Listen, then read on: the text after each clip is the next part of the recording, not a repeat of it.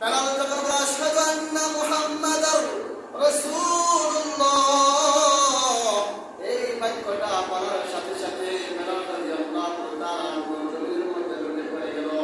মদিনাবাসী বলে আজানের আর তো শব্দ পাই নাই, বেলালের কি হয়েছে? গিয়ে দেখে বেলাল মসজিদে মিহরাবের মধ্যে, মসজিদে নববীর মিহরাবের মধ্যে এই বাক্যটা লুটিয়ে পড়ে গিয়েছে। বেলালের যখন জ্ঞান ফিরে আসলো, বেলালকে জিজ্ঞাসা করলো, বেলাল তোমার কেন এমন অবস্থা হয়েছে? বেলাল বলল, আমি যখন আশহাদু আন্না মুহাম্মাদার রাসূলুল্লাহ বলতাম, তখন নবীজির ঘরের দিকে তাকাইয়া নবীজির চেহারাটা দেখতাম।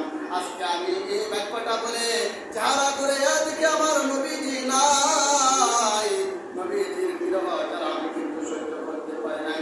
হানজালা রাদিয়াল্লাহু তাআলা একটা সাহাবী, ইসলামের মধ্যে কেউ কেউ শহীদদের বাবা হয়েছেন, কেউ আবার শহীদদের স্ত্রী হয়েছেন, কেউ আবার শহীদদের সন্তান হয়েছেন।